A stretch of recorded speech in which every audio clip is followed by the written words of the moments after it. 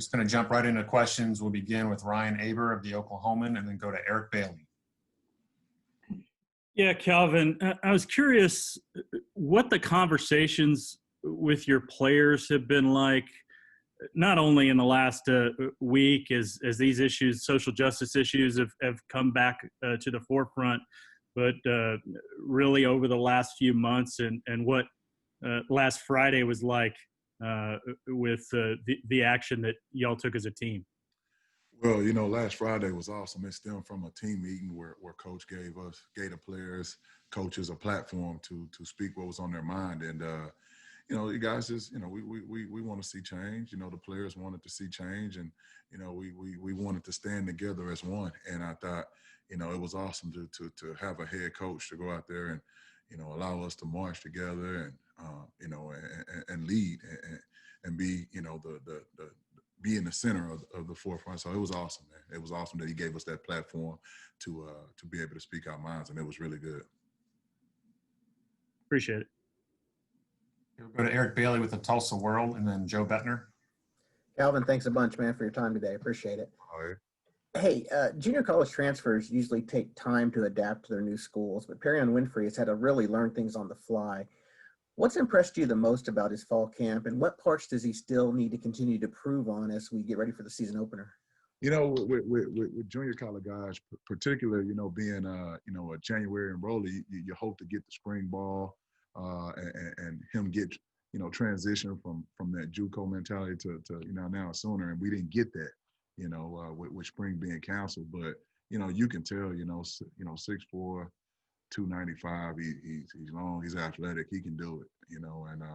And it's just taking him. He got to do it on game day, but he's forming good habits. In the midst of a pandemic. So I'm proud of him. He got work to do like everybody else, but you can see that the skills are there.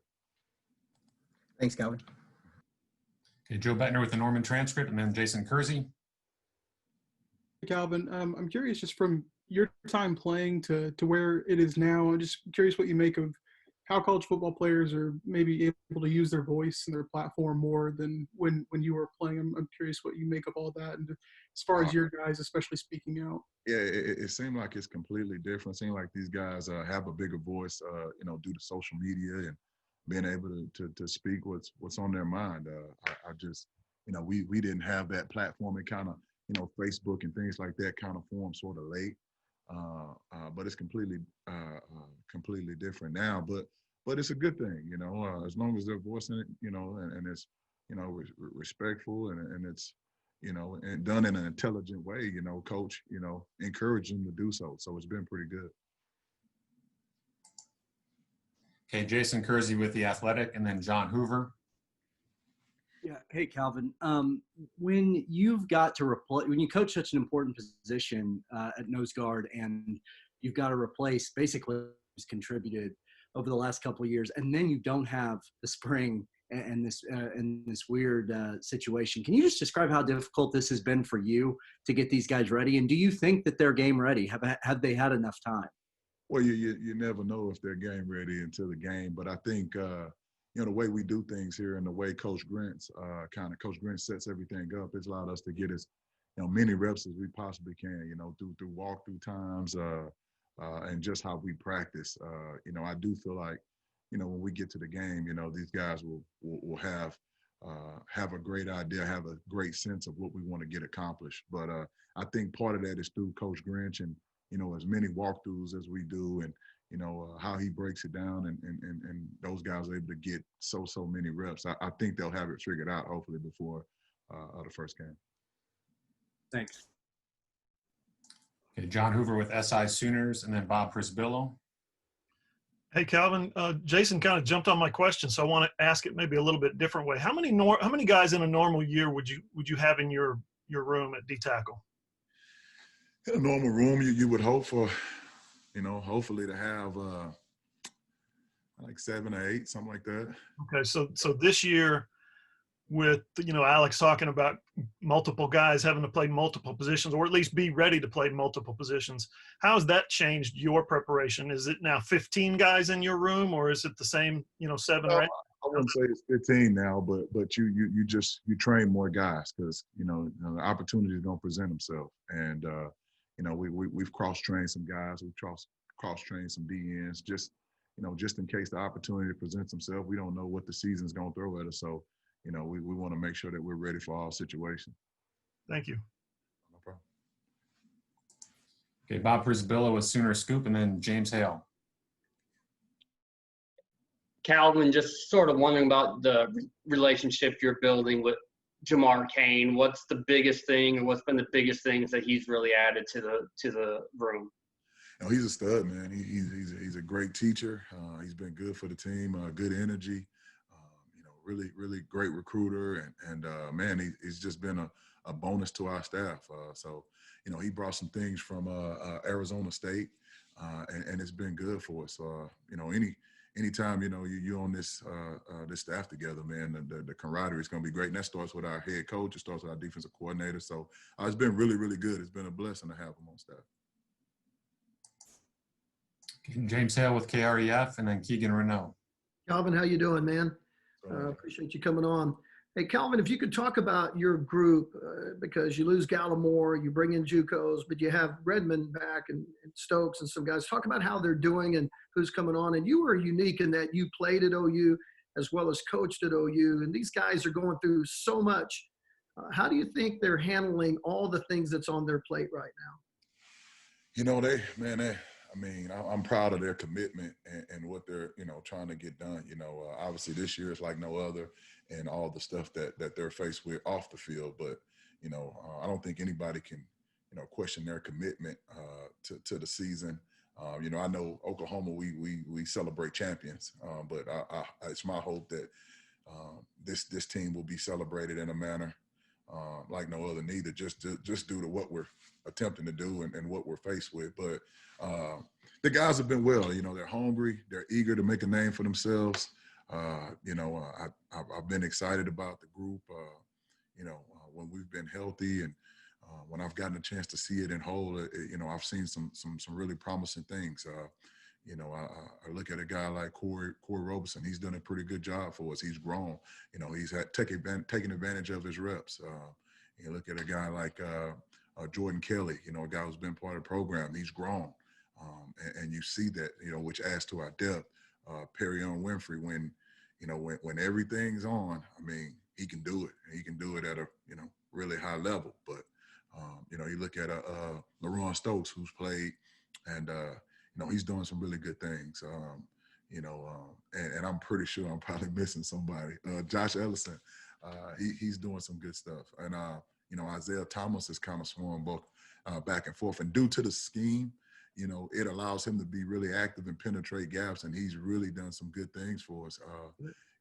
So I've been happy with those guys, and I'm just excited to. It's one thing to see something in practice, and you think but until that game comes, do they trust their training?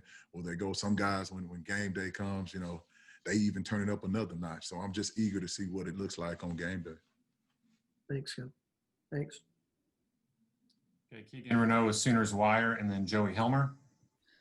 Yeah, Calvin, I'm just curious. Just obviously year two, the guys before had, have been in with Grinch before and been in the scheme. Just how comfortable are you, especially even just coaching and technique and other things? Because I'm sure it was some sort of adjustment.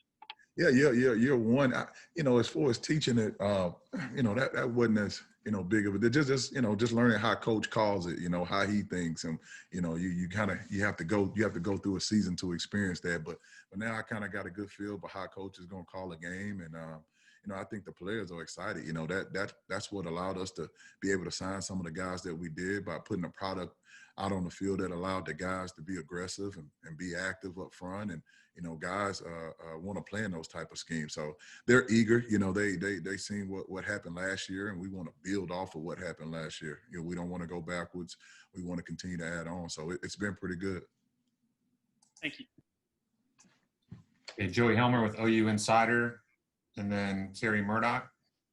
Hey, Calvin, you lose to 3 seniors. Obviously, Neville was a guy that could kind of round up the group and talk to everyone as a leader. Who are you seeing right now that is in that room that's kind of stepping up and being that vocal leader for the You guys? know, LaRon Stokes, he's that quiet leader. He's going to do it by example. You know, he's just one of them guys that, you know, he's never on the list. He's always where he needs to be on the field. And you know, I don't think he's ever missed a, you know, I want to knock on wood, he hadn't missed a practice never. So he's just that guy that you know that's going to get everything done. You know, Perion's an alpha dog, you know. So, you know, between those two, you know, being an alpha and Perion and LaRon just knowing what's expected and how to get things done, I think they've done a pretty good job of, you know, just holding the group accountable. Okay, let's move to Kerry Murdoch with Sooner Scoop and the Sports Animal, and then Garen Emig. You were talking about social media, Calvin. I'm curious, would your biggest nightmare be if you were coaching Larry Birdine and had to deal with There's no telling what Burdine would say on social media. I'm glad that it wasn't out back then. I mean, he didn't really need it to get in trouble back then. Oh my God! I mean, Bird had a lot of like book sense. You know, I took courses with him, and he had book sense, but common sense, man. We used to bust him up pretty good about that, man. But shoot, I'm glad it wasn't out back then. Sheesh. Whew. It'd be hard to coach a guy that would just say anything off the rip, man. But you know, these guys have been pretty smart about what they put out there, and you know, we tell them once you press in, you got to own that. You know, there ain't no, I didn't know. You know, you're responsible for pressing sin. So they've done a pretty good job with it. I didn't have a real football question for you. I just wanted to ask you that. Oh man! All right, we'll go to Garen Emig of the Tulsa World. Well, now that Kerry has brought up Birdine, Calvin, can you in fact say 15 years later whether USC is a 1.5-man team? Whoo, man! Hey, I love my teammate. Y'all gonna have to get off, man. That's my guy, man. So I love him, man. I actually do have a question, and it's sort of related to football, and it actually relates back to when you played. Would you have liked to have had a chance as a player to have taken advantage of name, image, and likeness? Oh yeah, absolutely. You know, you look up, you know, you're seeing your jersey. You know, I remember the NCAA game. You know, when you were like the player that was blinking, you know, that was pretty awesome deal. So if you're out there making plays and you producing, and there's an opportunity to add on to the value of your scholarship, why not? You know, so it's a good deal, you know, and I'm pretty sure it's still being ironed out, but yeah. I think it's a good deal. Can you see any drawbacks to it, of it happening? You know, I'm not educated fully on it enough to see what the drawbacks are, but you know, I would imagine there's some plus and some negative in everything, you know. Yeah. Okay, thanks. Okay, and James Hale had one additional question. We will close with him. James, KREF. Appreciate it. Calvin, in recruiting, you guys have done a tremendous job. Reloading in the defensive line. I'm curious, with Gallimore having so much success, going pretty high in the draft, how much is all that coming together as recruiting, and how much is that benefiting you in the future? It's been good. You know, you look up to have a guy drafted up front, and then, like I said, just the brand of ball that we play. You know, when they see big guys, you know, getting up the field and attacking gaps and, you know, making plays, you know, that's what sells the most. And you know, big guys up front want an opportunity to be able to make plays. And, you know, obviously anytime you have a guy that has, you know, been drafted, you know, that sells itself. So it's been pretty good. And we want to continue to build. But like I said, Coach Grinch has, you know, been hands-on in recruiting. So, you know, to be able to, you know, between getting Link the phone, between getting Coach Grinch the phone, and, you know, you got weapons. So, you know, and not that we didn't have weapons, but I'm just saying those guys do a great job, and we try to recruit as a family here. So it's been pretty good. You know, it makes you want to go even harder in recruiting to make sure that you know, got the right guys. So